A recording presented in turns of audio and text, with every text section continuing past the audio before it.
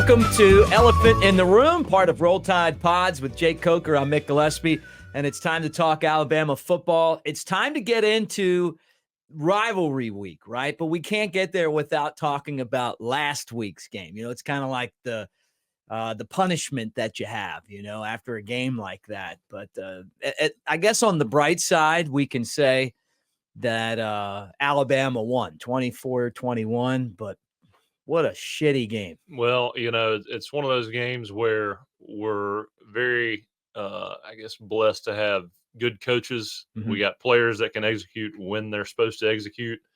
Because outside of the execution on a few key plays, you know, we're in jeopardy of losing that game. A couple busted coverages on the part of Arkansas. Great play calls, and we just, you know, again, we're fortunate enough because of the players we have that we were able to execute on those big plays and ultimately win the game. But, you know, what I take away from it is we're obviously a team that knows how to win. We made the plays when we had to, executed when we needed to, and got out of there with a victory despite playing like shit for the most part. Yeah. They built the big lead, and you know, you and I were kind of just going through things before we got going here, and you know, it was busted coverages. Arkansas is always dangerous. Sam Pittman's a good coach. Always physical. You know, it's kind of that they can never get over the hump, and mainly it's usually a few broken plays that cost them games, and it almost doesn't matter who the coach is. It's gonna happen. And Arkansas can't seem to get it right throughout the season. Again, they've always got physical teams that show up to play. But, man, they just cannot put together a full game. And, you know, as Alabama fans, we say that all the time. It's like, man, these penalties, this, that. Yeah. But we still have the players and coaches to overcome those penalties. Whereas, man, if Arkansas has a lot of penalties, they're going to have a lot of busts. If they have a lot of busts, they may not have penalties, but something's going to end up haunting them, you know, towards the end of the game or throughout the season. That's going to just cost them a lot of wins. What's crazy to me, and I can't remember if we talked about this last week or not, but I'm just so amazed at 17 straight wins over these guys. I was in school. I remember being at a game, and it was like 150 degrees, and we lose to these guys by a point, you know, way back in the late 90s. And every year it seemed like it was always a seesaw battle. You really didn't know what to expect. And then now all of a sudden it went from 10-7 on field, Alabama with a 3-game lead in the series to 17 straight. Oh, yeah. Wow. I mean, that's crazy, right? They're not that bad. I mean, they're pretty good. Well, I mean, when you've got Coach Saban, you know, it's that tilts the scales a little bit. And again, I know it's kind of crazy to say, but there are teams that know how to win that are going to escape those games that are close. I mean, you look at that Jalen Milroe throw at the end of the game, one of the best throws you'll see all year, where he's, you know, getting hit, throws it. It was, you know, one rat where they're playing man coverage one high, and then a guy playing zone kind of in the middle of the field reading the quarterback side. Right. He doesn't have enough time, you know, to let that crosser pass, so he's got to throw it over the zone defender's head. And while he's got pressure, I mean, that is – you cannot play it any better than that. You cannot do it. Just making those plays when they have to be made, when they bust coverage, hit those game-winning shots. I mean, that double move we had, the safety took the tight end and just left him wide open. Thank God they did, again, because, you know, we were not that consistent on offense, driving down the field, pushing them around, just playing bully ball. We needed those big plays. And then the bust on was kind of a crazy, the 4x1 touchdown with the crossing route. The second one, did you see that? Yeah. You know, you almost got to have a guy backside or man that guy up to, you know, to cover him. And kind of a great layout from our offensive coordinator to get that guy open. I mean, they didn't account for him and busted the play. And again, we executed when we had to. Yeah. A few things. First off, it feels like this offense's identity is try to run the ball, and it's not consistent, but it is there some. The short passes, they're there some and they're not there other times. The offensive line blocks some, doesn't block other times. I mean, I don't ever remember an Alabama offensive line being this porous, but a part of that is Milroe's got to throw the football away, right? I mean, he's got to help them out by making quick reads and knowing where guys could be coming. And the fact that every team knows that they can take shots and maybe get a hat on him, they're going to do that. But then all of a sudden he just bangs these deep balls, and it's like the equalizer of everything. Oh, yeah. Well, it's, again, establish the run game, hit those deep balls. We got to hit them. If we don't hit them, we're kind of in trouble. Mississippi State, we looked really good in all phases of the game, all phases of the passing game. Right. But outside of that one, we've kind of struggled, with that intermediate passing game, and that's the hardest passing game to get good at because you have to count for so much timing and the relationship between quarterback and receiver. You got to have a real good feel for where they're going to be, where the defense is going to be, and how to leverage those bodies. So that's kind of the final step in completing your offense. But again, we got the players to execute what we got now. And that intermediate passing game, thank God for Jalen's athleticism, because if he needs time, he makes it. And he ends up finding that guy once the defense collapses on him. So, we know how to win games. Here's the good thing is we know how to win games. We're gonna execute. The problem is we haven't put that game together yet. Mm-hmm. We've been able to beat those teams that aren't on par with us. Yeah. But once we start playing Georgia, Tennessee, I feel pretty good about this week. I think we're better than them. But once we play the Georgias and the upper echelon teams, you can't have the penalties or you can't have the mishaps on offense. Right. Yeah. Those are the games you're just going to lose. Mm-hmm. So there's not going to be much room for error anymore. Yeah. I mean, I kind of feel like that.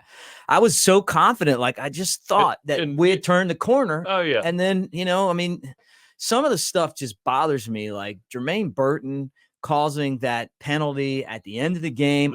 I'm getting sick of a problem. Yeah, I'm getting sick of the whole, you got a great game, 197 yards, 2 touchdowns. I don't even care about the fumble, but you get the 15-yard penalty. Yeah. Now it's the end of the game. Well, there's guys that talk trash that you're like, man, you love it. It fires you up. And then there's some guys that talk trash where it's like, all right, dude, this is just like, this is getting out of hand. You're hurting us now. Yeah. Right. A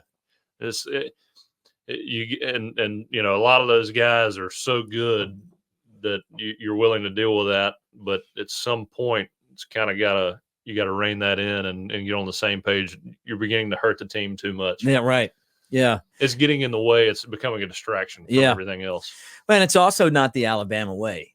Going back, I mean, it just isn't, maybe that's what they do at Georgia, but at Alabama, that's not what we do, it kind of reminded me of, what was it, DJ Hall and Keith Brown days, the Shula days. They're running over and taunting the opposing student section. And as much as I liked watching those guys play, I just kept thinking, this isn't us, man.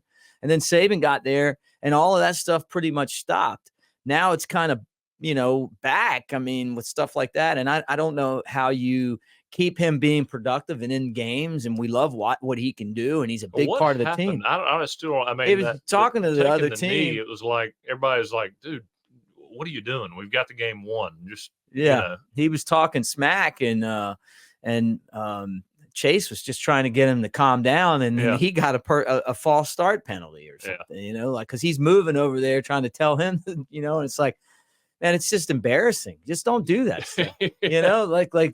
Let's act like we've been there before, because we have. And, but it's just little things like that this game left a lot of people with a bad taste in their mouth.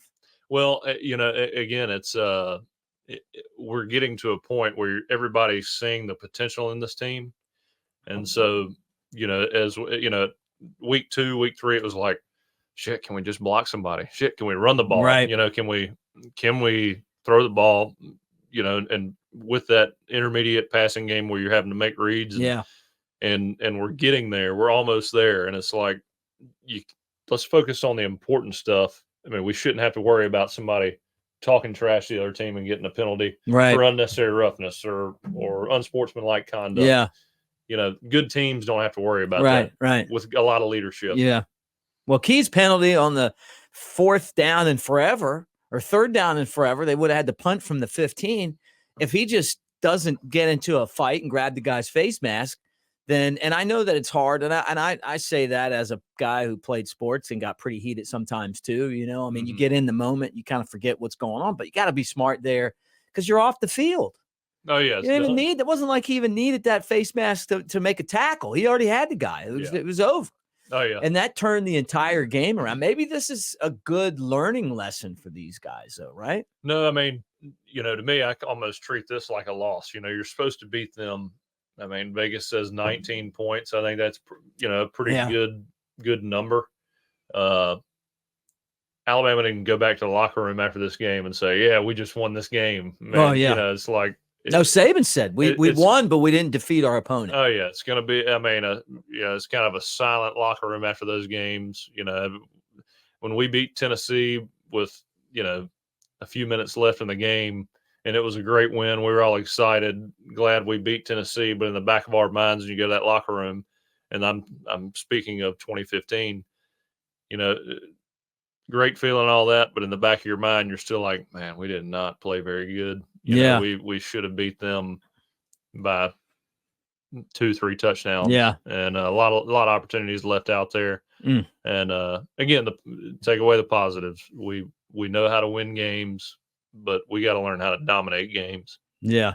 Well, I'll tell you, when I think of that Tennessee game, I just think about the awful job that the Brookwood band or whoever it was running that concession stand. It was the. You know, I think I was in section MM or NN, you know, kind of like off on the side, lower level by the, you know, above the band over there.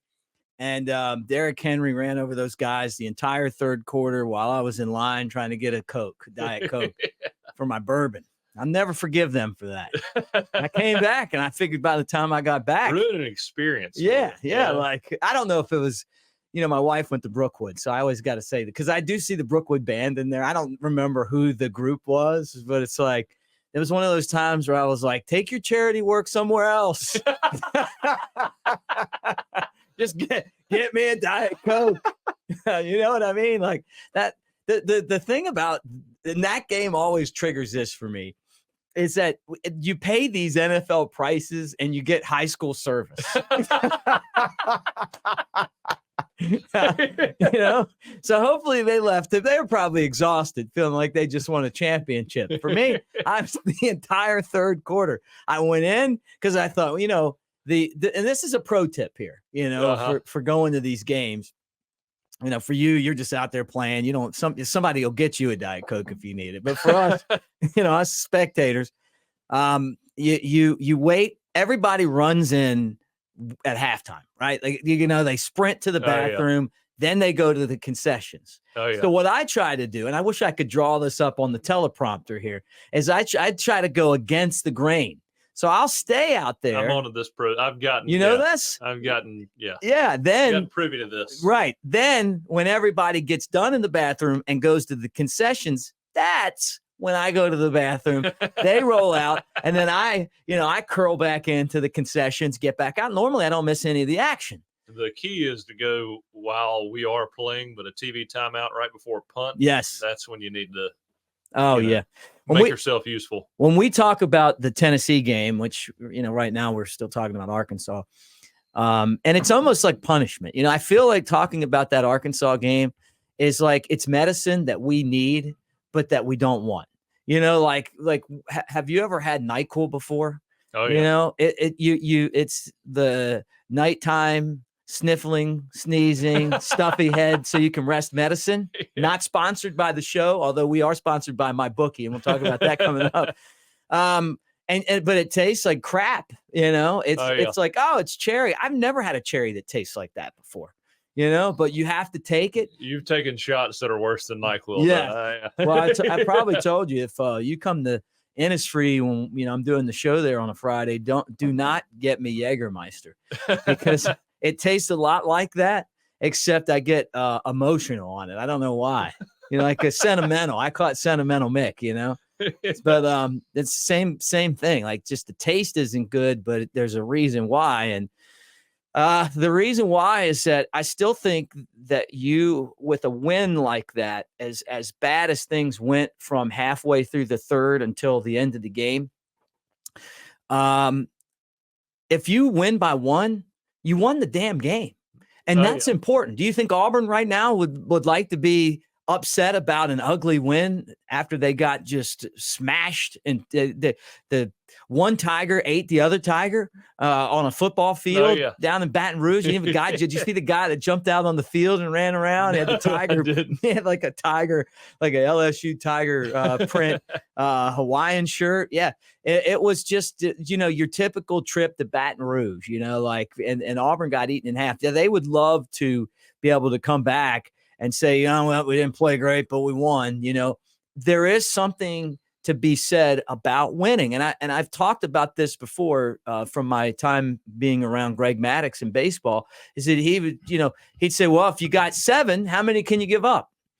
If you got 2, how many can you give up? Like, his whole point was, at the end of the day, all that matters is not your stats. It's that you had one more than the other team.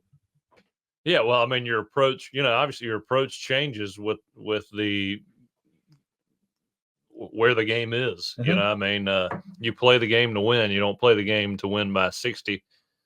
Alabama likes to think that. Yeah, but take it. Yeah, that's right. And honestly, I think, thank God we won. But this is almost better than beating them by 60 points right before we welcome Tennessee to Tuscaloosa. Yeah, right. I kind of love it when we have a game where, it feels like a loss going into a big game, because, all these 18 to 22-year-olds, they're not going to hear somebody tell them how good they are. They're going to talk about how bad they are. They barely beat Arkansas, who's 1-2 and 4 or whatever they are now. Yeah. And again, Arkansas is still a good team, but when these guys, especially Alabama, especially with the hype that surrounds our program now, I love it when people are talking really bad about them. And there is, without a doubt, you do hear that after games like this, all that doubt. Yeah, it builds and builds, and everybody hears in the locker room. Coach Saban's not going to elevate any media that's talking good about you, but I guarantee you they will be hearing about all the negative reports they're getting after that game this Saturday. Because, again, the playoff is a beauty contest. You didn't help yourself very much, so you better go in this week and you better cover. Yeah. He's not going to say that, but you better win. Yeah, no, I'm with a lot. I had a guy call from Mobile on my post-game show, and he's like, style points matter this year. And, I never thought about that, but he's 100% right. I mean, Alabama keeps winning, but they're not going up in the polls, and now other teams that are losing are still rated ahead of Alabama in the polls. This is the first time that I've seen this with Alabama. I mean, I don't ever remember this where, Oregon loses to Washington. They're still ranked ahead of Alabama. There was another one in there that lost, and they're still ranked ahead of Alabama. No, maybe it was North Carolina won and went ahead of Alabama. So you're right. Like there's a perception about the way that you win that does matter. Now, I guess that kind of contradicts what I'm saying. And it's also what makes college football the best regular season is that it's not a real regular season. This is a playoff. All of these matter, but at the same time, at some point, this team needs to get it turned around and start winning some football games and dominating, because the coaches believe in Alabama. I mean, they moved up in that poll, but the writers don't like Alabama and are not going to move them up. Well, you learned last year. I mean, a 2-loss Alabama is not getting into the playoff. A 2-loss team, unless every team fighting for that 4th position has 2 losses. I mean, TCU, you know it, I know it, everybody knows it should not have been in the playoff last year. I know. And Alabama, do they win the national championship? Pretty doubtful over Georgia. Yeah. But they're definitely better than TCU. I mean. Oh, yeah. I said it at the time. K-State, they beat TCU, and we throttled them by 40 points. Oh, I know. I know. But you know what? You wonder, like, what are some of the issues that Alabama's having right now? Because I don't think it's a talent issue. Are they related to these 2 seasons? Is this a different type of player because of NIL? Because I heard from people that they really believe that it is different because of NIL. Bo Scarborough, your teammate, he said it on his podcast, or the podcast that he's on. I mean, he had a big time. I wouldn't even say it was a rant. It felt like a lecture. I do the same thing, and I don't like it being called rants. So, but Bo is 100% right. Like, I'm really starting to buy into that, not just because he said it, but that kind of opened my eyes. And then I started asking people, hey, man, is this something that, that you're seeing too? And I think he's really just one of the first guys that kind of came out and said, it's not about your NIL deal. It's about playing for this team and taking advantage of this opportunity and being part of something really special here. But I guess if I'm in that spot too, and I'm already making a bunch of money, maybe it is tougher to go out there. At 18 to 22. Yeah, right. And and the shame is, and Nick Saban brought this up with Will Reichert, who passed Daniel Carlson's all-time scoring record, and I think that's great. I've got sick of seeing him kick all those field goals, including a lot of them against Alabama. And I mean, to think that we have a kicker as good or better really makes me happy. And he passed him, and he said, you know what, this is what the NIL is about. I don't think we have Will Reichert if it's not for the NIL. But you know what? He earned that NIL. Oh, yeah. And a lot of these guys haven't earned their NIL. Will Reichert deserves every bit every penny of it. I mean, every penny of it. This year there may be one or two, but I don't know if I've ever watching Alabama games. I'm not ignoring you. I'm just going to pour some beer. You need some? Yeah, sure. Okay. I mean, look, when my senior year, when Adam Griffith walked out there, I felt really, really confident he was going to make kicks. But he missed a couple, but for the most part, he was unbelievable that whole entire year. But Will Reichert hadn't missed a field goal. When's the last time he missed a field goal? I don't remember. I don't know. I don't know what was better, his field goal kicking or my beer pouring. Look at that. That's a good pour right there. This is a first. It is. Second. I'm back on track again. Yeah. The first was 30 minutes ago. It's like very foamy. Yeah, last time, but this time I'm back on track. Well, what's it like when you're on the team and you take, I was watching the NFL on Sunday. Did you see that game? And that's awful. And they go all the way down the field at the end, and the field goal kicker misses, and the Browns win over the 49ers. That's why no one's ever going to be undefeated in the NFL. Oh, you're talking about a different game. I'm talking about the 49ers, and the Browns. But it's like he missed the field goal at the end, and it's such you don't really think about it until you don't have a field goal kicker, and that was always one of my criticisms of Nick Saban was we'd have these great teams, we'd have no field goal kickers. Now we got field goal kickers. Yeah, I mean, everybody remembers at Alabama. They remember the good kickers. Yeah, Adam, Jamie Christensen, and Will Reichert. Yeah, everybody at Alabama remembers the good ones. So I mean, obviously, it's a pretty important role. Yeah, right. Yeah, because there's a lot of times over the years where they go out and you're like. And I don't know why. Every time you play Auburn, it's like they got a damn good kicker, and then over the years, it's like we tried out Auburn luck on their side. Yeah, too. They got Auburn Jesus out there, and he's always like blowing the football through the uprights, And then we'll send somebody out, and it's like, oh boy, But not this year. I mean, the guy to set the all-time SEC scoring record is pretty cool. Oh yeah, I mean that's again, it's like. It's like having your handprint at Denny Chimes. Yeah. I mean, that's Will Reichert. He's going to be remembered, forever by Alabama fans. Yeah. Yep. So special teams were good. Alabama wins the football game. 200th career win at Alabama for Nick Saban. I'm surprised it took that long. Feels like it took a while. I'm trying to think, what's the average amount of wins he's had per season? At least 11. Yeah, at least 11, right? At this point. So he there's only one guy ahead of him right now, all time at Alabama. Can you guess who that is? How long was the Bear at Alabama? Who that is? It's time for the Aflac trivia question. Oh man. You want to put a wager on that one? No, I don't. I'm joking. The whole world knows.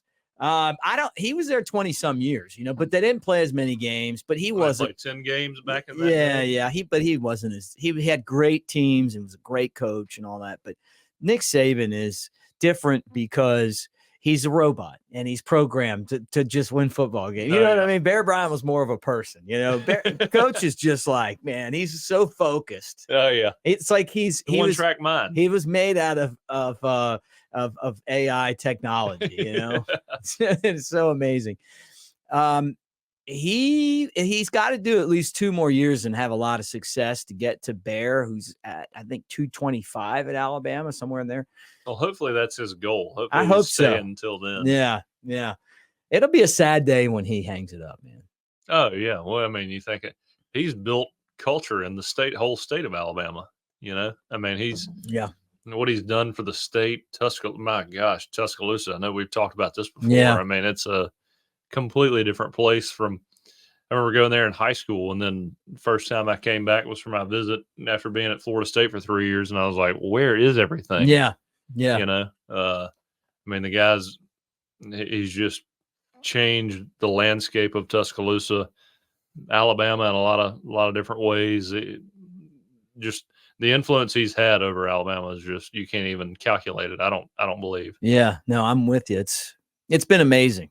And I mean, like, I never would have thought, having been through losing to Tennessee year after year after year, and, being part of the thumb, those years, and hearing all the stories about Bear Bryant, I never thought there was going to come a time where we're going to be talking about like this wall that you kind of see part of it. But every one of these Daniel Moore pictures is a national championship. You can't even get in this. You can't even get in this studio if you're not on a championship, which is crazy. And I don't even have enough. They win this year. I don't even know where I'm going to put them, I need to get you're running out of room. I am. I'm going to have to maybe put, I do have the one with Jay Barker and those guys. I got to put that in here too for Jay. But these are just, this is the Saban wall over here. It's been unbelievable. I mean, really, it has. Just to think about from the day that he got there and got off that plane in Tuscaloosa, and just we just got Nick Saban to where we are right now, where he's kind of an old gunfighter at the end of his run, and people are still scared, and it isn't. And we've revived I think a lot of it has to do with him realizing this team has a lot of potential. Yeah. I think early on he's trying to feel them out, but he believes, and I think as many of us have come to believe, this team has a chance to win the national championship if they put it all together. Yeah. But kind of revive that mean streak in him. I love it. I love it. I love seeing him pissed off. Oh yeah. I mean, love that. When the false start on the knee at the end of the game, like we've already talked about, I mean, I thought the headset was about to just get torn up. Tear him up. It would have been torn up had he not been cussing every coach out over the headset. Right. Yeah. Well, it's going to take that, because they're still very much alive for everything that they want to accomplish this year. But things have to improve in a lot of areas. The offensive line's got to button up. They've got to figure it out. The quarterback's got to get a little bit better at reads, throw the ball away. Defensively, I think they'll be a lot better with Malachi Moore back this week, and I'm guessing he'll be back. But I mean, all in all, like they found a way to get the job done. The next 2 games, though, I mean, these are, I guess, and we can transition. I think we've talked enough about the Arkansas game. The next 2 games are what it's all about, man. I mean, this is what you come to Alabama for. That's right. Well, then there's one other one, but there's 3 games that are in that Dixieland Delight song that you better win. And this is the first one. Oh yeah. No, this game, again, kind of lost its shine for about 14, 15 years. Yeah. And last year kind of brought it back to life. Heupel got that program looking better. I mean, this year kind of a little bit, shaky, but I'm glad they won last week. Makes this game a little bit bigger. But man, when I saw that 10-point line, I was like, oh. Roll Tide. Because you're going to do the opposite of what everyone else thinks that they're going to do. Everybody's going to be on Tennessee, in my opinion. Yeah. So you take Alabama. Yeah. See, I'm learning that, and that reminds me. I'll say this too: have you seen the only other one that jumped off the page to me? Have you seen Auburn? What do you think the line is? I saw that one too. Yeah, it's like less than 6, right? Is it at 6 now? It's Ole Miss -5. -5. Yeah. So it's I wouldn't throw your money. I wouldn't take Lane's money and throw it on Auburn. Yeah. So I'm betting Auburn this weekend. Wow. Yeah. Yeah, it's crazy. I mean, it doesn't make sense, but I'm sure a lot of that had to do with the way that they play. Probably my favorite. Alabama right after them. Really? So you're going all in state this week. I like that. What I also like too is my bookie. Elephant in the Room, proudly brought to you by my bookie, and Jake gives you his picks each week on here and his strategies. Notre Dame last week. That was my pick of the week. Yeah, you see that one? That was a butt whooping. You guys can go to my bookie, and with the promo code next round, it's 110% price match right now. So that's mybookie.ag. And it's a fun time to go out there. I've always said this: bet money that you can lose, but it's enough where you feel like you're having fun doing. Oh yeah, crazy. Don't get crazy, but throw like some pizza money, some lunch money. Right. Like but it is. If there's a MAC game on Wednesday and you got nothing going on, there was a real that Jackson State Liberty game in the middle of last week was a good game to watch. I didn't even see it. Well, what about the West Virginia game last week? Yeah, I was doing my other show. Yeah, that was crazy. I mean, heartbreaker. Blowing it. That's when the coach is going to get fired at the end of the year, and that's when it's just this job hasn't worked out for me. Yeah, you do everything right and you still lose. Oh, my dad was like, I was pulling for West Virginia, and then my dad's he's like old school. He'll listen to this, but he sent me a text. He was like, quarterback was talking so much trash. I was pulling for them, and then I wanted them to lose the game. I was like, I'm sure when Burton was doing all that at the end of the game last week, he was probably just like cussing the TV, ready to just tear it apart. Is he fun to watch games with, or is there people that you can't watch Alabama football with? I'm gonna while you think about this, I'm gonna tell you a story here. I was thinking about this today. I want to make friends with everybody. I'm a friendly guy, but I went to my buddy's house for the Iron Bowl that went into the overtimes, not the last one, but the last one at Auburn, and some Auburn fans showed up to the party. And I just remember the one Auburn fan's like, I really don't like football, but isn't Nick Saban about to retire? And I'm like, get out. I just like at halftime, and we're losing at halftime, I just get my shit and I just leave. And they're like, where are you going? And I'm like, I just can't watch it here. I came right back into the studio and I locked the door and I didn't leave until we won. That's a rarity for me. I did watch Alabama lose to Texas at my buddy's house here in Fairhope too. He's a Texas fan, but he watched them lose to Alabama last year. He's a good guy. He doesn't talk smack. Yeah. Still don't want to be around him. Oh yeah. Well, I can watch the game with pretty much anybody. It's just, when you're trying to watch a game and somebody's in your ear the whole time, when you're like really into a game, it's close and somebody's asking questions, nonstop. You just want to grab them and be like, hey, I'm trying to watch the game. Yeah, right. Especially this is dad stuff. Like Saturday, I'm watching the game and all of a sudden, here comes my son named Jake too, and he comes in and he's throwing stuff at me and trying to get the dog to jump on me, and we're blowing every play, and I'm trying to stay focused on you know what I mean, like the way that game ended.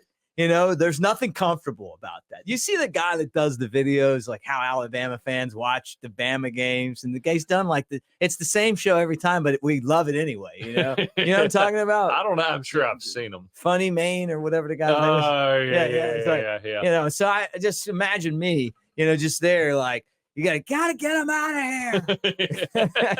Go take the dog outside, that's working. After the 2-point conversion, like, leave me alone. Like beginning of the game, like, hey, high five, buddy. What's up? Hey, we're just, get the dog a bone, like, you know what I'm talking about? Like everything's cool. And then, I can see you just telling your son, "Go home. Yeah. I am home." Shit. Yeah. Get in your room. That was intense, man. I don't like those. I don't like that type of intensity.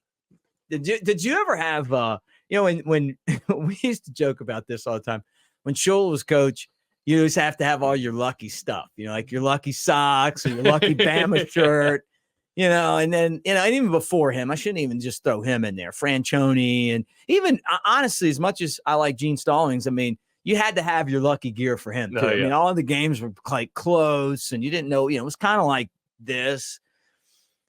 And then you lost anyway, and then Saban comes and, it was like, there just came a point where I was like, you know what? I don't need a lucky shirt.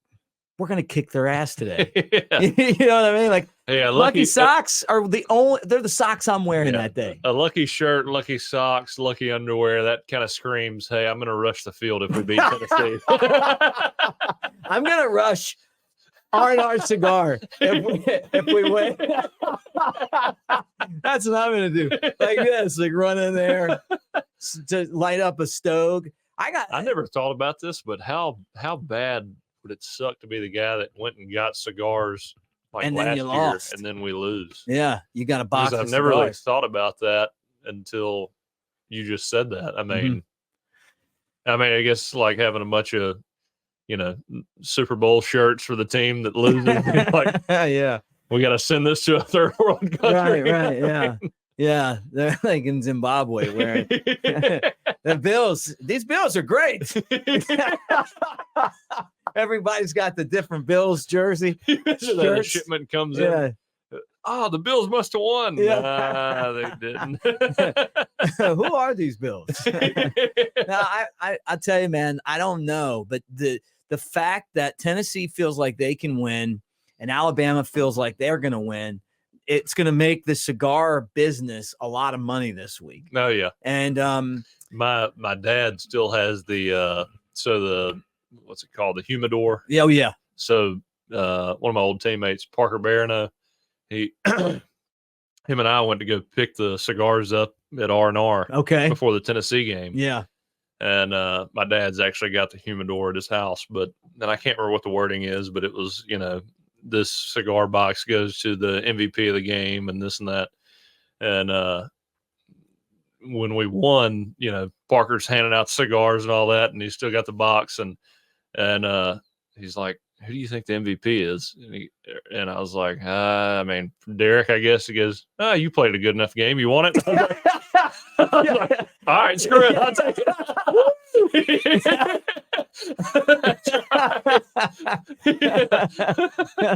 So somebody had to give him the ball. Okay. Yeah. Doesn't happen without me. Right. Yeah. I carried out that fake like nobody else. Man, I'm telling you, you guys made me happy when I got back from concessions. The fourth quarter was exciting, exhilarating. Yeah, Derek's got enough trophies. Yeah, he doesn't need that. Hey, what do you think he would have done with that cigar box? Auction it off. Give it away. For us, that's a memento.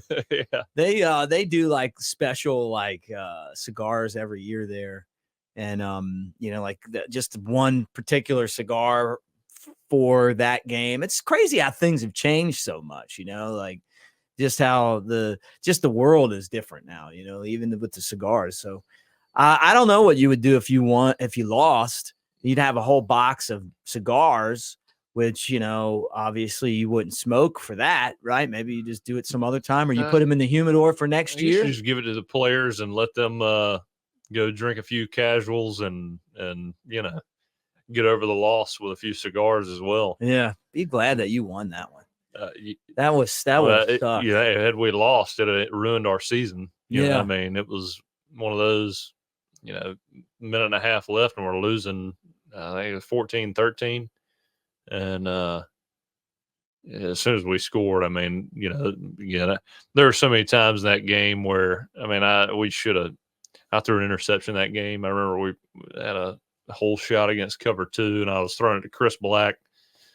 And I remember waiting too long and throwing it. And as it was in the air, I was like, "You're such a dumbass." Like, I mean, why wait so long? Just get the ball out, throw it. You know, so many moments in that game where you missed big plays by this much, and you know, it reminded me a lot of that Arkansas game this weekend. I mean, we just missed big plays by this much, and things that guys will go back and look at and be like, I mean, just the hesitation, the not playing full speed, and you know, this could cost you a lifetime experience. Yeah. You know, Yeah. and that's when I say that, you know, these games aren't always bad as long as we win them.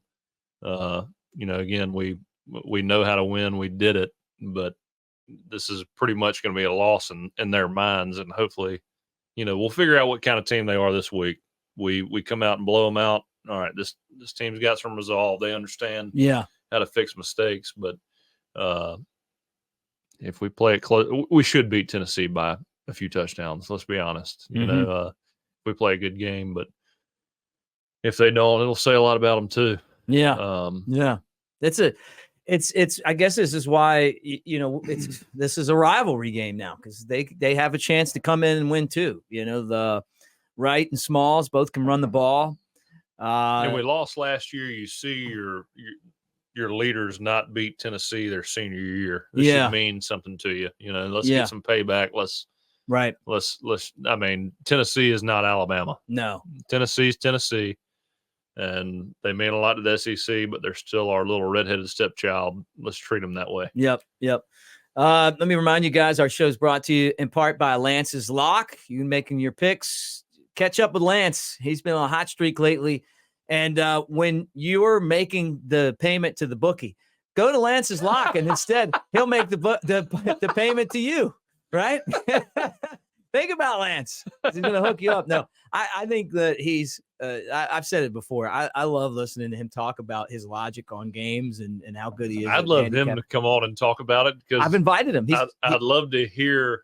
I mean, again, he's got to look at lines kind of the same way. I mean, again, when things don't add up, usually Vegas knows something. Of course, you know, when they thought Milroe was hurt, a little shocked by that, but you know. Well, you know what? I think he is hurt. You think so? Yeah. And I got some confirmation in Tuscaloosa too that something happened. He's not running the same though. I can tell every time he runs the football. There's no explosiveness anymore. There was a play where against Mississippi State where I thought he might have separated his shoulder. That's another thing too. But which will make you run the same. It's like that story I told a few weeks ago when I kind of gave up on a run against Auburn. Yeah. Didn't give up on it, but I didn't lower the throwing shoulder to hit a guy. And, you know, the crowd's like, ooh, and I was like, these sons, wasn't bad at all. You know, but it does make you think about it more, because I don't care how many numbing shots you take. Right. Like, I mean, mine was numbed up, but at the same time, you can feel a grinding in there. You can feel there's an issue, you know, and mentally you're like, all right, I kind of got to protect this. Like, I hit somebody on my left shoulder, but still got to run as aggressively with just reckless abandon. Yeah. You know, like you would. But I did see a play where he fell right on his shoulder, and I was like, and he looked like he was hurt, you know.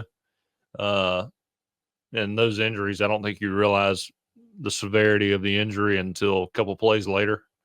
But he just looked different after that play. And I wonder if it's both, because I'm sticking with, I think that he pulled something in his leg. I mean, I don't see the acceleration. I haven't seen it in 2 weeks since the game against Texas A&M. Even when he runs the ball, he'll take 3 steps and pull up. And it's not like a shoulder thing to me, but I've heard and kind of see the same thing too.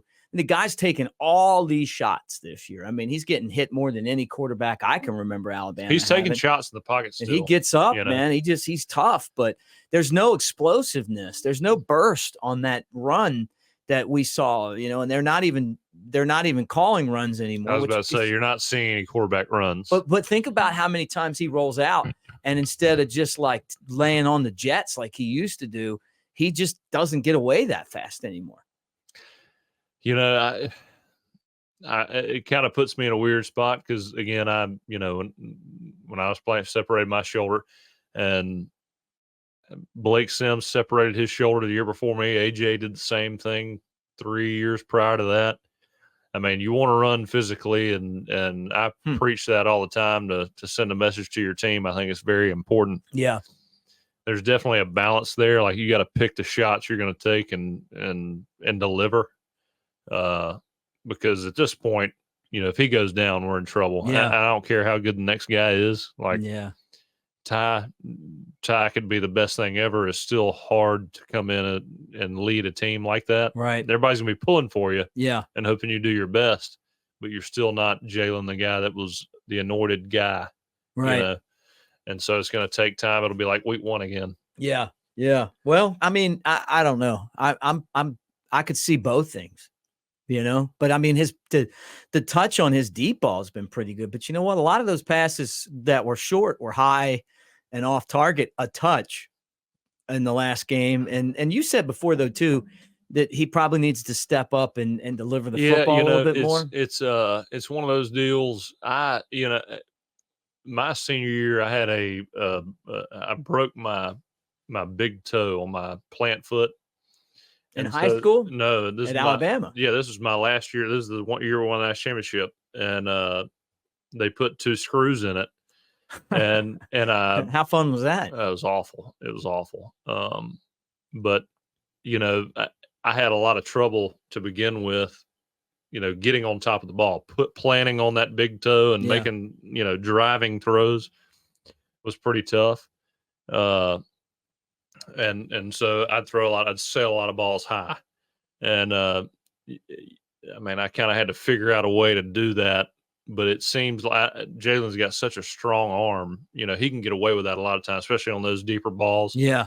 But and it's so funny. Like, you think the deep balls are so important to get that much power in it. I mean, your arm strength is your arm strength. He can make throws that a lot of people can't make. But it's almost more important for those balls that are shorter to get on top of it, because those are the ones you sail high. When you try to throw them with touch and you don't get on top of it, man, it's going high. And those are the most dangerous ones to throw high, are right there. That intermediate range, throwing it where there's a bunch of linebackers and in traffic where the ball can get tipped. You've got to get on top of it, step through it, get a lot of power in that back foot. Even if you're not throwing the ball hard, just to make sure you follow through and stay on your target. How long did it take to heal from, because it happened? I know you told me this happened during the season. How long did it take to get better? When did you feel like, hey, I feel like my shoulder's normal again? It probably took about 3 weeks. I mean, I got shot up. I think the SEC championship was the last game I got shot up for. Mm-hmm.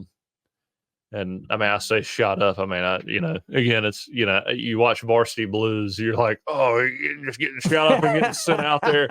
I mean, I was like, do it. Yeah. I mean, I would have played if there was any physically possible way for me to get out there, I was playing. I was like, put it in me. I mean, shoot me up. So it was one of those deals. I think the Auburn game, Florida was my last. Florida in the SEC championship was the last game I got shut up for, and it happened against LSU. So however long that span is, But I remember that Mississippi State game, which was the following. That I don't know if I told the story. That happened. I hit Deion Jones and got hit, and then I got up and Dominic Jackson's like, picks me up, and I'm like seeing stars. I was like, whoa. And he goes, whoa, hey man, huddle's this way, and carries me back to the huddle.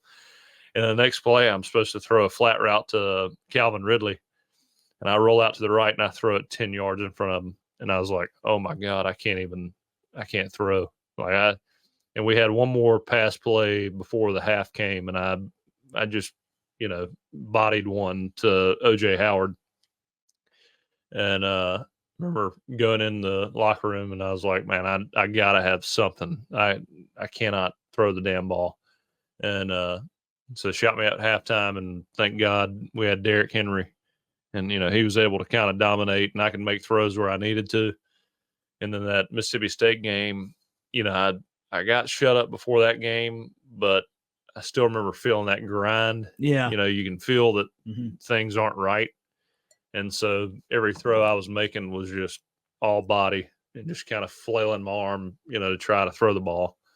And again, Derek, carried us, and I was Yeah. able to make throws here and there. Had one to Calvin, but it was, Calvin read coverage. He sat down where he needed to. I threw him the ball, and he scored. But there really wasn't much of a.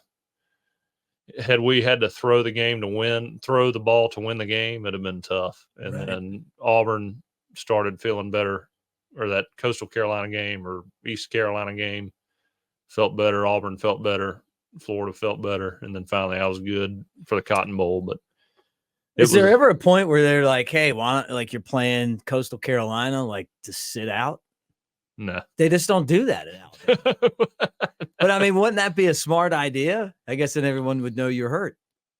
Yeah, I don't know. I mean, I was good enough at that point where, it was one of those injuries, I think, where I couldn't hurt it any worse. Right. And it was like, if you take a shot, on that shoulder, it'll hurt really bad, but it's not going to structurally damage your shoulder any worse. Yeah. And so that's how I feel about my liver. I'm going to put a little more beer in there. you want? Yeah, sure. You want some? Keep going though. Don't let me distract you because you're telling good stuff. No, but I mean, it's and it's amazing to me.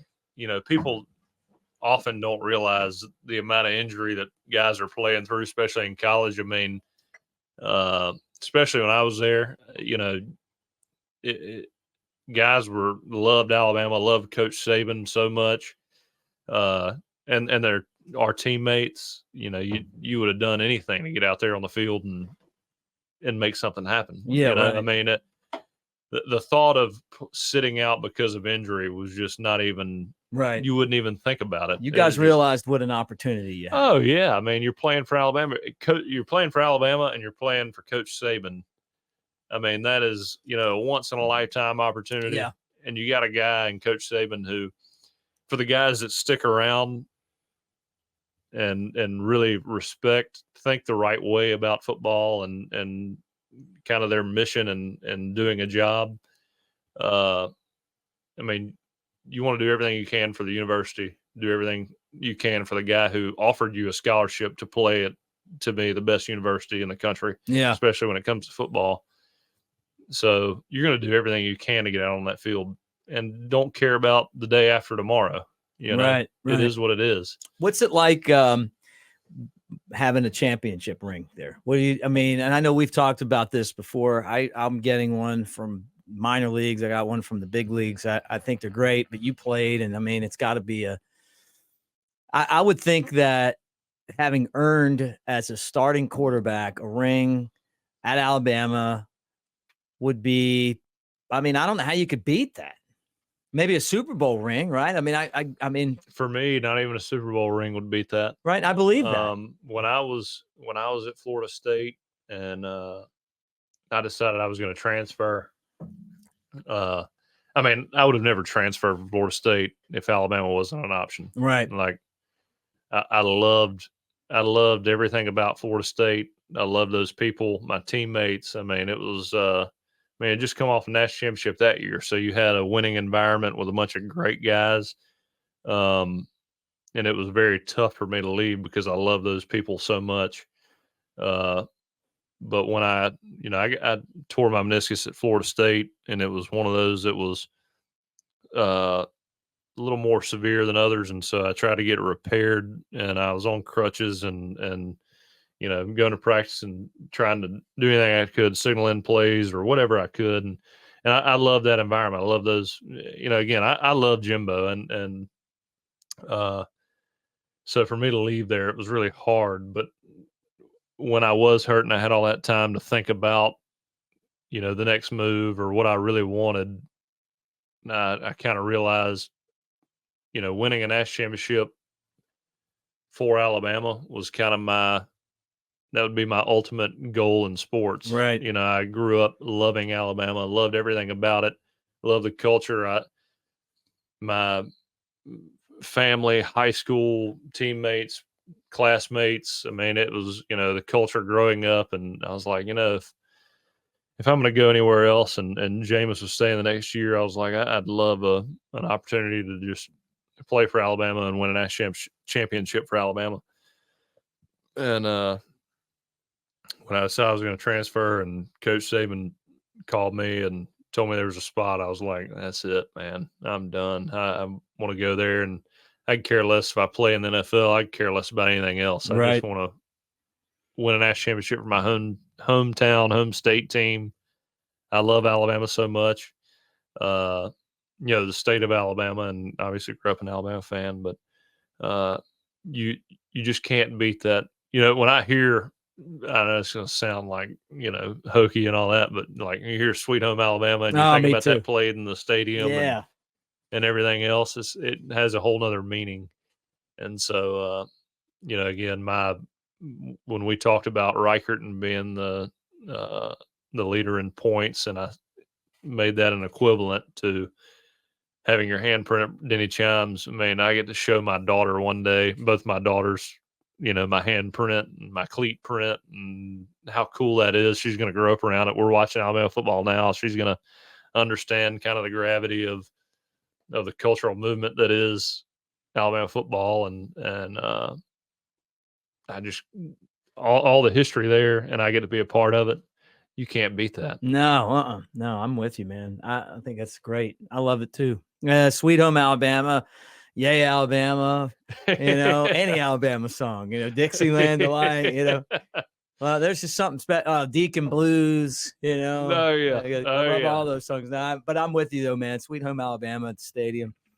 Dixieland Delight, I'm still upset. They did not play that my senior year because of politics, all the political stuff. Get out of here with that. I know. I mean,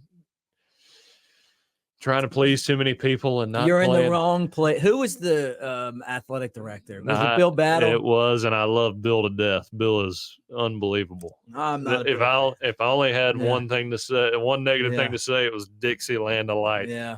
But I love Bill. He's been great to me, and again, very positive influence on Tuscaloosa. But that one thing, just not very good.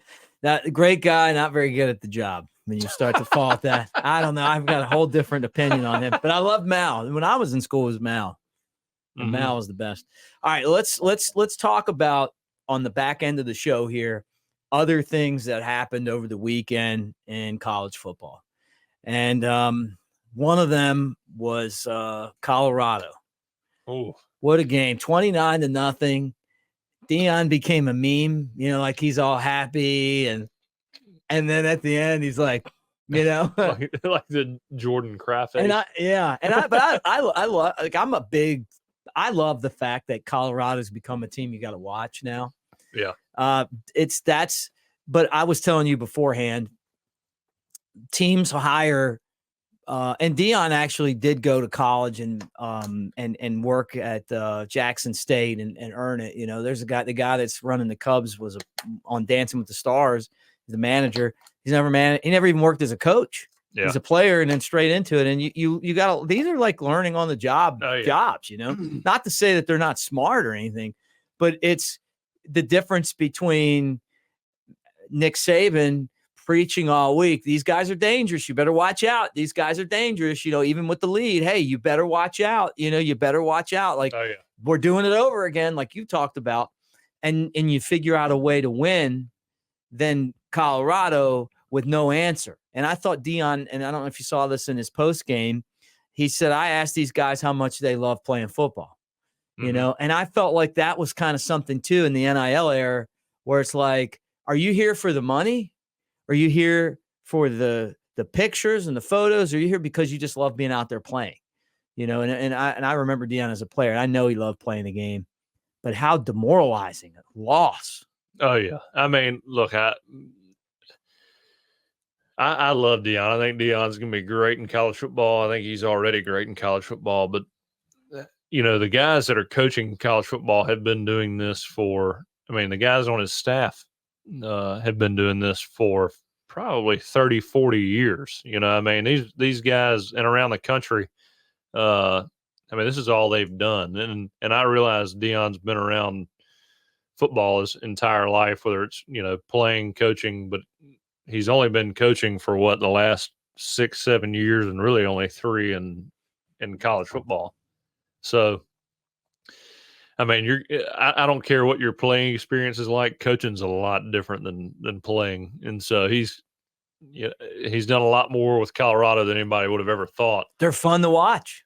They're even when they lose. I watch them every Saturday now. Too. You know, it's must watch. Do you get the feeling that for some reason, I just think there's going to come a point where Florida's like, let's get this guy out of here. And I know he's a good coach, but let's bring in Deion. That would be like for a Florida State guy, and I know you're still a Florida State guy.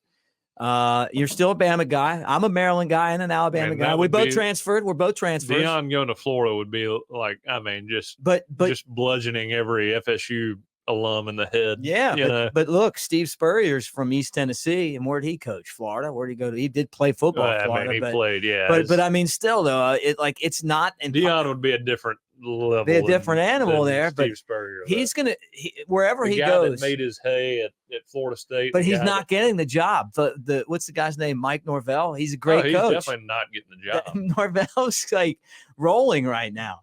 And where else do you go? Where else, if you're Deion, do you wait for that and stay at Colorado with the cowboy hats and stuff, or do you go back home where you're dealing with? I think he's still one stepping stone away from a big college job, unless he's made his a big job. Yeah. Don't you want to go to Folsom Field and watch a game?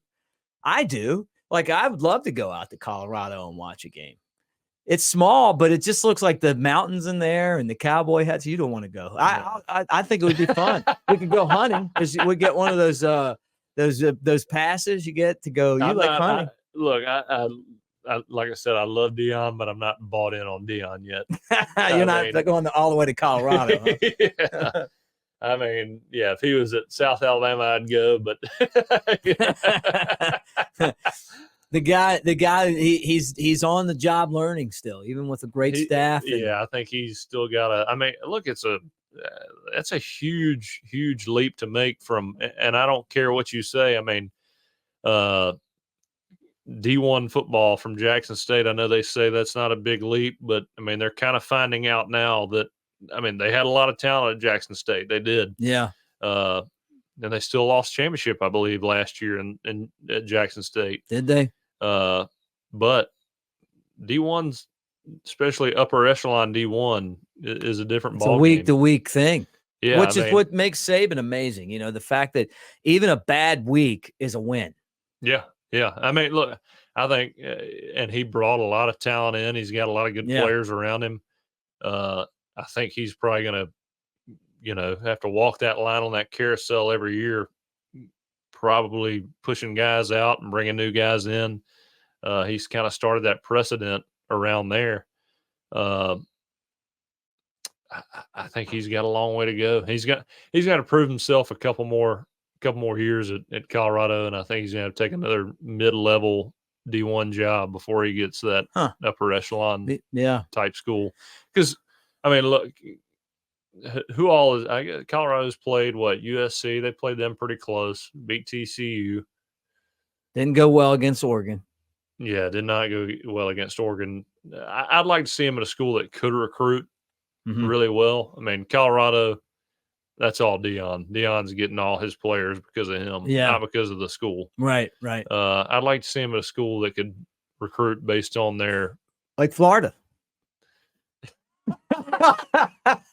All right, maybe I'm wrong, but I thought Auburn, if I was Auburn last year, I mean, I think they got a good coach, but I would have taken him before some of the other candidates names were out there. Man, I don't know. Hugh Freeze, I think. I'm not saying Hugh. I think Hugh Freeze is a good pick, but I'm saying some of the other names that were out there.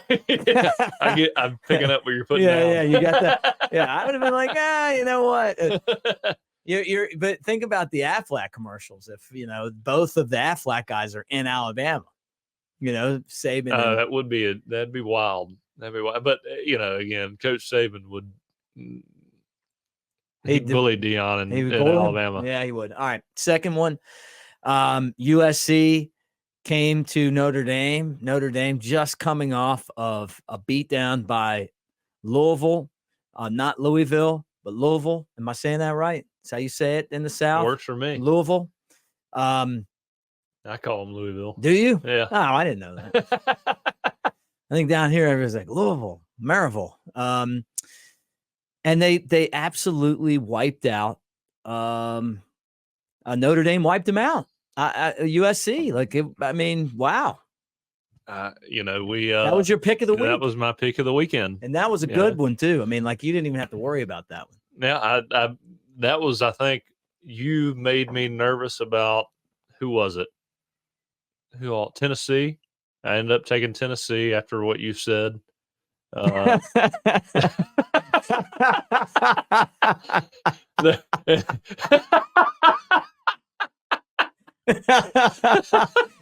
What? Let me interpret that. That means that he's going the opposite of me.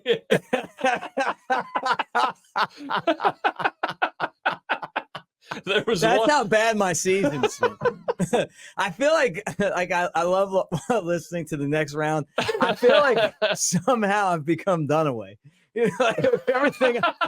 I did a show with Dunaway and LT last year, and that was great. And now all of a sudden, like I've just fallen off a cliff, and I hear Dunaway, and he's getting picks right now. It's like, what the hell's going on?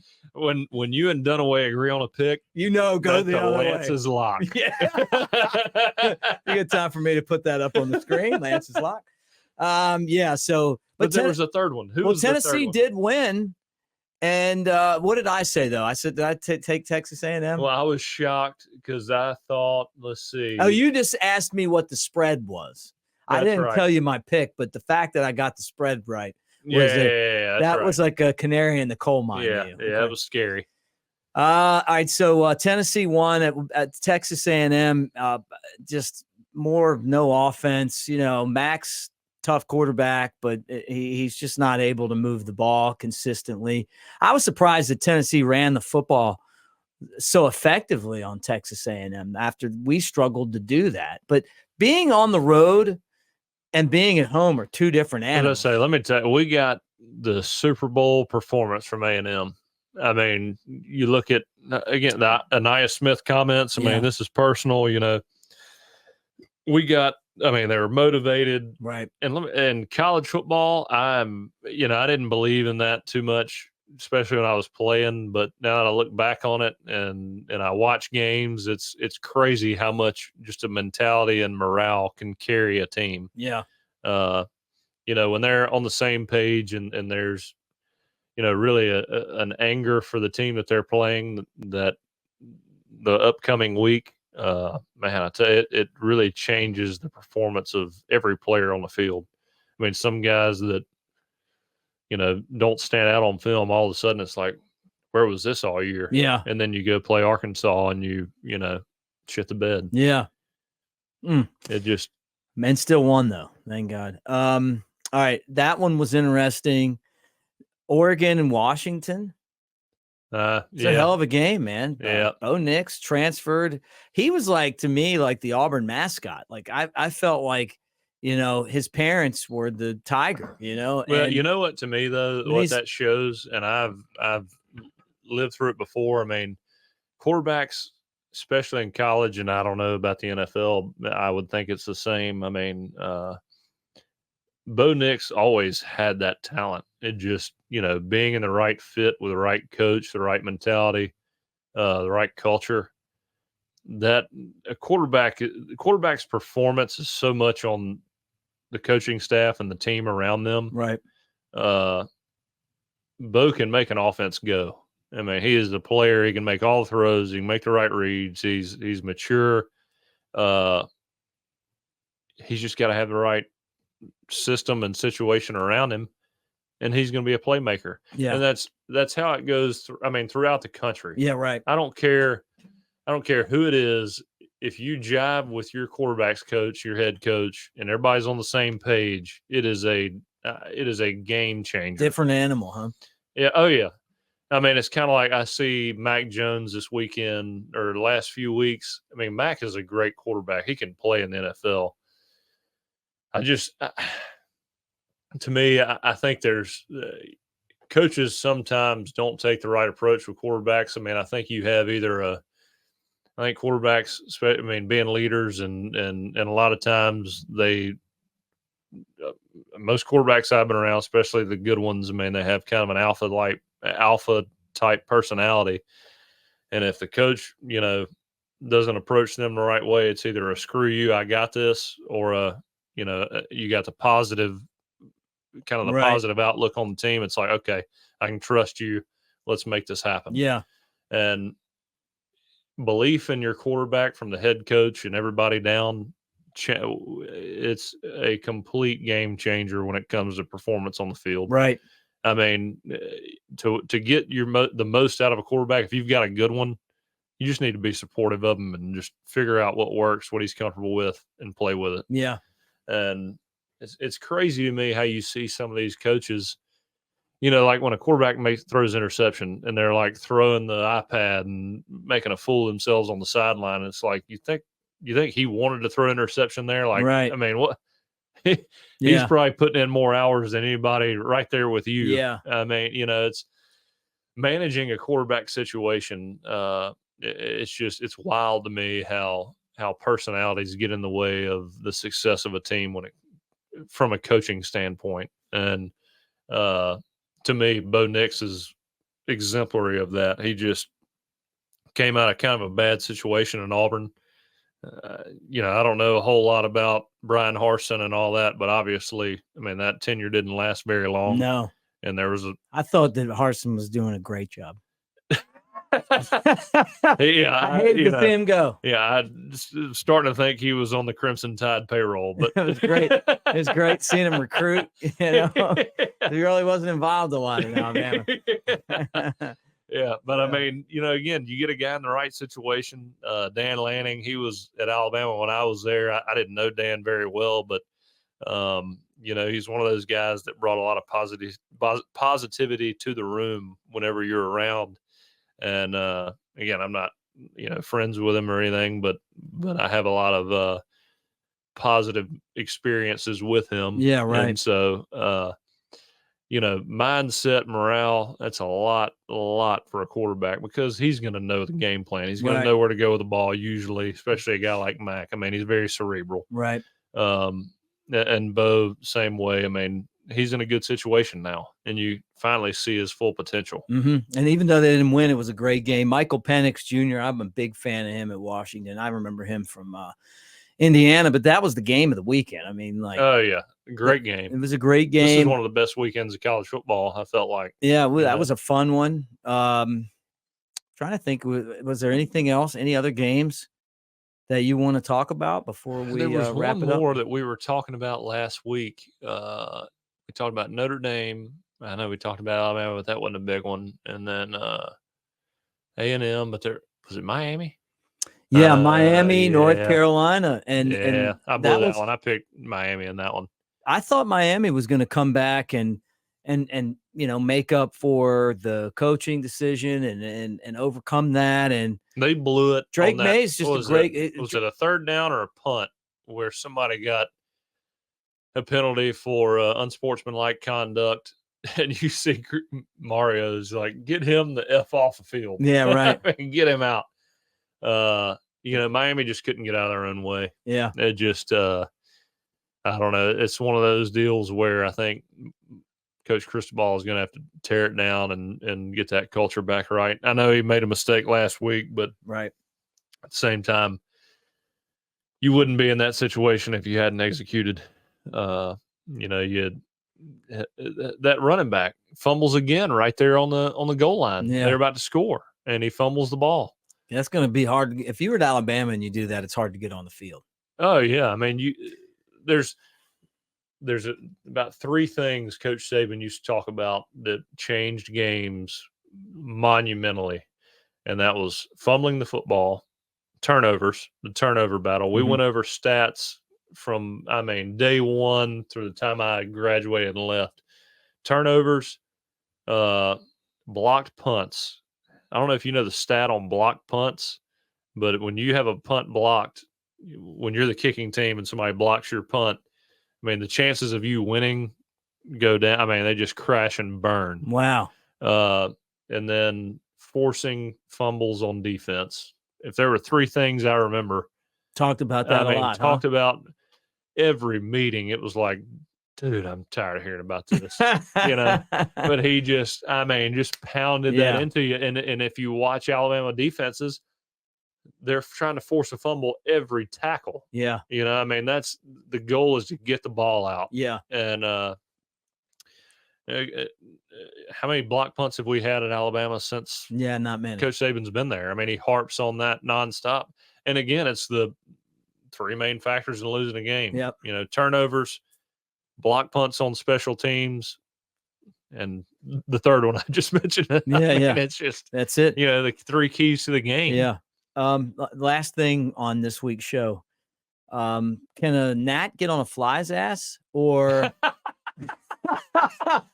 or is it a fly on a cow's ass, or a gnat on a cow's ass? Fly on a cow's ass. Yeah. Like I love when Saban starts talking like that. Though. Oh yeah, it makes me laugh. Through a tin horn. Yeah. I just kept thinking of Tommy Boy when. Do you remember Tommy Boy though? Oh yeah. And he's he's like, peace. He'd go to those meetings and he'd try to like quote, you gotta ask the butcher. He could never get it right. You're gonna take the butcher's word for it. Yeah. Right. Is Chris Farley the greatest of all times? Oh, gotta be. He's still funny. I laugh every time I see him. He was on. I showed Stephanie last night. Here's the key question: do you think he'd be as funny if he wasn't fat? I don't know. Probably not. But it doesn't matter. It's like that the Hangover quote of the decade when I was coming up. It's funny because he's fat.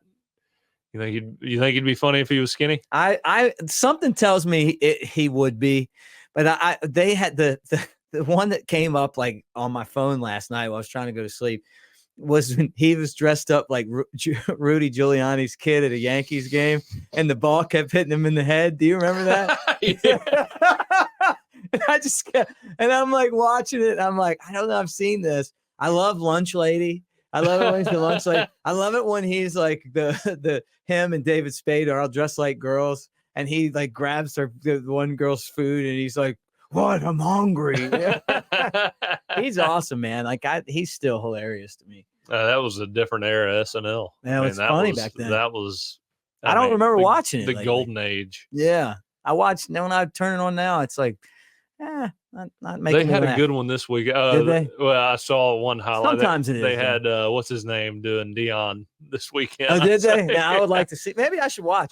Well, watch that one. Yeah. That's all I saw from this weekend. You got to check out the one. Told you my Halloween costume last year was future Morgan Wallen, which was Jason Bateman at Innisfree in Tuscaloosa, dressed like, as he was on SNL. Was he on SNL that weekend? Well, here's what. Yeah. So I know he got canceled after that. He got in trouble. He was, the whole thing was, he came, Tripp, the guy that owns it, told me this. He said that Morgan Wallen showed up with Justin Thomas, right? And he didn't know who Morgan Wallen was. He's just like, oh, he knows Justin from playing golf at Alabama, right? Yeah. And then but everybody keeps wanting to take pictures with Morgan Wallen, and finally figures out who it is. And Morgan apparently got drunk at the game and during COVID was kissing a lot of women. Yeah. So he was supposed to go to SNL. They found out about it and they didn't let him come because of that, So then they did that skit when he eventually did come at Innisfree. And Jason Bateman was like future Morgan Wallen, and he came dressed like Morgan Wallen to tell him not to do that, but then he ended up jumping in and doing it too. So so that was my Halloween costume that no one got. Jason Bateman might be my favorite actor of all time. He's so funny. He is so good. He said his mom taught Beetlejuice on the Howard Stern show. But it's in her class. Really? Yeah. Beetlejuice was in her class. So she's used to some characters. Yeah. For sure. Beat. Yeah. Beat. Beat. And do you follow Howard Stern at all? You ever? Not No, really. not No, really. I mean, he- I went you to know, high school with a guy on the show. We're getting ready to team up and do something in the next week or two. really. Yeah, John Lieberman. Yeah, so I was just watching him on Sirius just to kind of live. What he's like the reporter on there, like they have their own news network on that. Okay, I'm sitting here thinking you're talking about John Lieber. I was like, No, wait, no, what? Lieberman. No, but he's like the news guy on the Howard. By the 100. way, we got to get John Lieber Yeah, on. I'm all about this. I mean, bring him in, and we'll have ice cold beer again. Thank God. Talk about baseball too. Talk about baseball. See what they get their take on the playoffs. Got the playoffs going on right now. Oh, that actually, I didn't. Yeah, I mean, that'd be good playoffs this year. Be prime time. Might do that Thursday. Let's do it. Bring them. This Thursday, we're going to talk a lot of Tennessee, Alabama. I just don't feel like people's palates are there yet. I think everybody is just still so disgusted about the game that it's hard for our fans to kind of look past that and get to. They'll be fine after we cover this 10-point spread this weekend. Yeah, well, I mean, look, by Thursday, we're going to be digging into it because I've got a lot of Tennessee stories, and we're going to have to share those. Oh, yeah. You know? I mean, I think it's one of the best rivalries in college football, and it might be one we don't have anymore. Yeah, I didn't think about that. So think about that for next show. All right, any final thoughts before we just put down 121 minutes, hour and 21. My gosh, I know, an hour and 21. It goes Good by stuff. fast. Yeah, it does when you're having fun. Yeah, I'd say that game Saturday brings back a lot of memories. Obviously we're a team that knows how to win. Again, that's the key point. Yeah. Made plays when we needed to, and that's why we are Alabama. Busted coverages on defense. Jalen, a lot of times you see busted coverages like, man, like, oh my God, what are they doing?